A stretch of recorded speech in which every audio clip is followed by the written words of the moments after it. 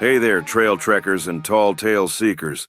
You're tuned in to the 406 Life, the podcast where Montana Max, your Bigfoot buddy and outlaw gear mascot, yeah, that's me, leads you through the wild, weird, and wonderful corners of Montana.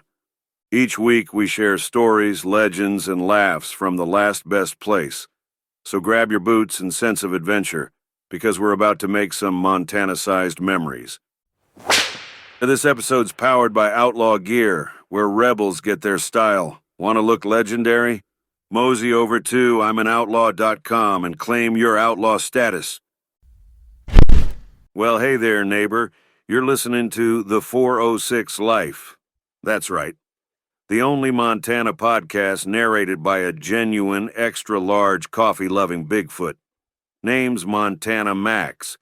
And if you're wondering how a Sasquatch learned to use a microphone, well, let's just say a fella's got to keep busy when winter lasts 9 months. Now today, we ain't talking about fishing mishaps or how to outrun a game warden, no sir. I got a tale that'll curl your beard. It's about Butte, Montana, a town that was once wilder than a two-headed trout, and about the folk who really shaped her, even if history tried to forget their names. So settle in by the fire, crack open a cold Rainier or a hot huckleberry tea if you're underage, and listen up. This is the saga of Dr. Huie Pock, the Butte doctor they tried to ignore, a hero with quiet hands, working in the roar of the Copper Kings. Now let's set the stage. Imagine Butte, turn of the last century, smelter smoke so thick you can taste it, saloons on every corner, and more money-changing hands than at a county fair pie auction. The town sat on the richest hill on earth, and it attracted folks chasing fortune from all over, miners, schemers, and a few critters who looked hairier than me after a spring shed. Presiding over this kingdom were the Copper Kings, William Andrews Clark, Marcus Daly, and F. Augustus Hines. These fellas didn't just want copper, they wanted the whole damn mountain, and maybe a couple extra for their front yard. Clark, in particular, lived big. Built a mansion with 34 rooms, fancy imported fireplaces, a staircase of all nations. Hell, if he could have got a gold-plated outhouse, he woulda. His wealth was legend. His parties? Even the ghosts in Butte still gossip about him. When he wanted something, say a seat in the U.S. Senate, he just went ahead and bought himself a legislature, like picking up a loaf of bread. But for all the noise these Copper Kings made just a few blocks away, in Butte's Chinatown, lived a quieter power, a healer named Dr. Huie Pock. Ready for your next Montana home? Visit mostwantedrealestate.net, because that's how the West is sold. Now, Dr. Pock wasn't the kind of fella who'd brag about himself. He was too busy saving lives. Born in China in 1849, he'd already trained as a physician before crossing the ocean to Montana. And I gotta say, as a fella who's seen his share of injuries, mostly self-inflicted, I once sprained my toe running from a skunk, you want someone like Dr. Pock around. Back then, Western medicine in Montana was rough. Think whiskey, saws, and prayers. But Dr. Pock brought centuries-old traditions, herbal remedies, acupuncture, treatments passed down since before Bigfoot tracks first graced the Bitterroots. Butte's Chinatown was bustling, full of energy, family, and food, and yet it was ringed by suspicion. The Chinese Exclusion Act kept new folks out, and those who stayed faced open hostility. Unions staged boycotts, locals blocked doors to businesses, and even Dr. Pock's practice. You think getting a doctor's appointment today is tough? Try walking through a picket line just to get your cough looked at. But Dr. Pock didn't leave. He fought back, used the legal system, not his fists. Alongside leaders like Hum Fei and Quan Loy, he took the boycotters to court and won an injunction. It was a landmark, first of its kind in America. Didn't end the discrimination, but it sure showed the world that quiet courage sometimes roars the loudest. Now, let me spin you a yarn about 1918, when the Spanish flu came howling into town. If you think COVID was rough, imagine a plague that killed up to 100 million folks worldwide, hit Butte like a runaway ore cart, and left more than 1,000 local families grieving. Hospitals filled up.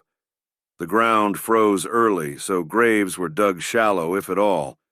Coffins stacked up, streets went quiet, and fear moved in where laughter used to live. Western doctors did their best, but their best wasn't enough. Some were bleeding patients or overdosing them on aspirin, not knowing they were often doing more harm than good. And here's where Dr. Pock's legend grew. See, his herbal remedies worked. Folks desperate enough to cross Chinatown's threshold walked out alive. He brewed teas, prescribed poultices, and used plant medicine that, honestly, science is just now catching up with. But here's the rub. Many white residents still wouldn't come.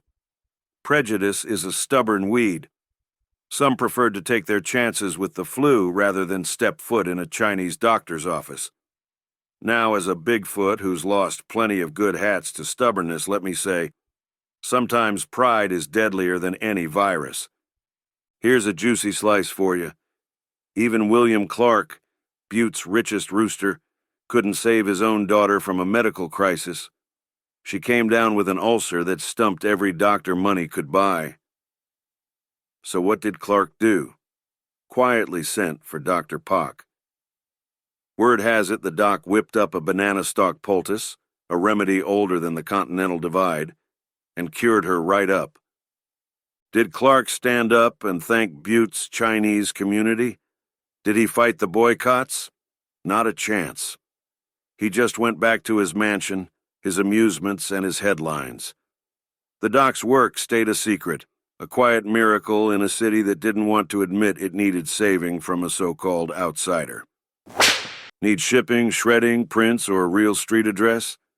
Helena's locally owned and operated the UPS store has you covered. Located at 2047 North Last Chance Gulch. Stop by and get it done right. Now, let's not sugarcoat it. Dr. Pock's life wasn't easy. He lost his wife, Chong Che Huie, to food poisoning. Couldn't save her despite all his knowledge. That kind of heartbreak sticks with a fella. When he passed in 1927, Dr. Pock's last wish was to be buried back in China with his ancestors. But his own son spent the money meant for the journey, and Dr. Pock's body sat in storage for 26 long years. Eventually, he and his wife were buried together in unmarked graves at Mount Moriah Cemetery. No parade, no monument, just silence. It wasn't until 2007 that a group of Butte doctors, recognizing a hero when they saw one, paid for a gravestone. Bit late if you ask me, but better than nothing. Look at Butte today, and you'll still find the Copper King Mansion, museums, and plaques for the barons. But the real giant, the one who saved hundreds during the city's darkest hour, was nearly forgotten. So what's the lesson, neighbor? Maybe it's that real legacy is quieter than a mansion, more lasting than a headline, and truer than gold. Sometimes it's a healer in Chinatown, fighting for his neighbors. Sometimes it's a nurse who shows up when the town's running scared. Sometimes, hell, it's even a Bigfoot telling your story so folks don't forget. So if this story got you thinking or brought a tear to your eye, do old Montana Max a favor. Head over to the 406 Life website and read the full article. More facts, photos, and all the sources you could ever want. Share this podcast with a buddy, a neighbor, your favorite barista, or a local Sasquatch. And if you loved it, give us a 5-star rating, because a Bigfoot's self-esteem depends on it, and I sure do like to hear myself talk.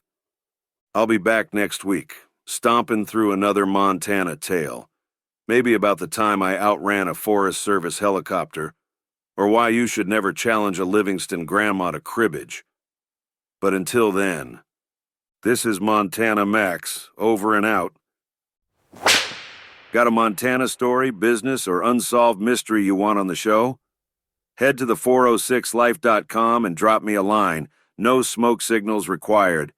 Don't forget to hit subscribe so you never miss a stomp, stumble, or tall tale. Tell your friends, tell your grandma, heck, tell that guy who swears he saw me near Whitefish. I was just buying donuts, all right? Until next time, keep it outrageous, keep it kind, and keep living the 406 life. Montana Max, over and out. That's the 406 life.